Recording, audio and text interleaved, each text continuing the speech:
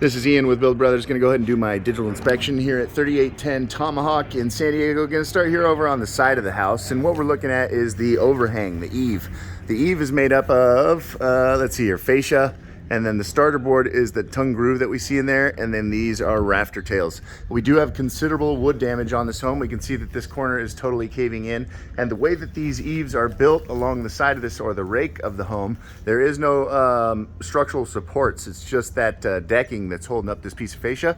So that means that this entire piece of fascia over here needs to be replaced, along with the entire front of the home.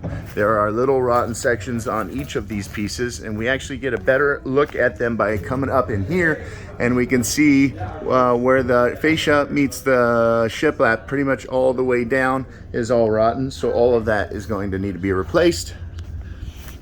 Let's go ahead and this side of the home is acceptable. There is some sun damage and some paint chipping off of the fascia, but for the most part, the wood over here looks okay. Let's go ahead and jump up on the roof, take a look at what we see up there.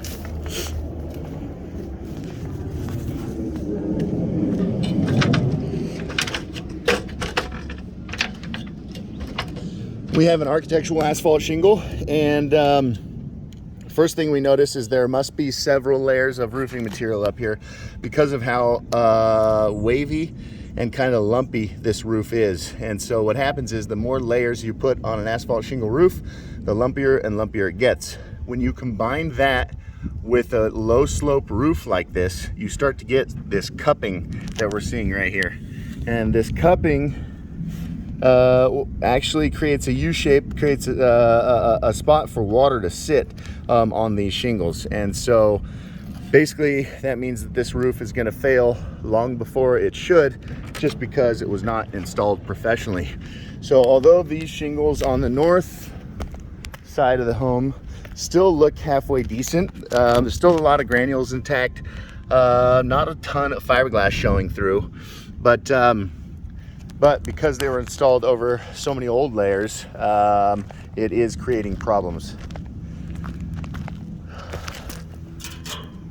Whirlybird is still kind of moving.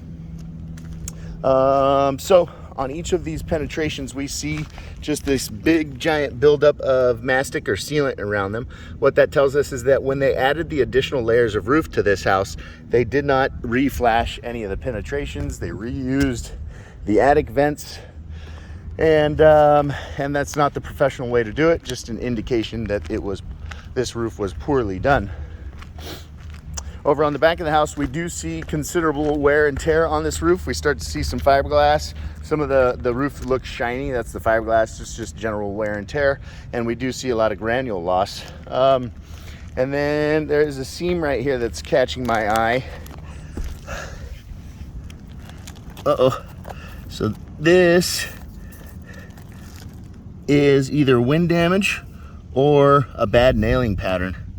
And it might be a combination of both, but when you step back, you can actually see, it may be hard to make out in the video, but there's a big stagger of shingles right there that stands out, and sometimes wind has peeled back that whole kind of course.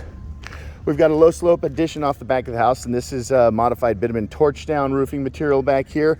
It's got considerable wear and tear, and then these big giant wrinkles in the material create a spot over there on the end where water does get in. We also see the two repairs, and the repairs were not done professionally. It looks like maybe they were homeowner or handyman done, but they definitely did not use a flame torch to heat up that product like it should have been done. Based on all the issues on this roof, I definitely would recommend a complete tear off and re-roof. Definitely not possible to add another layer.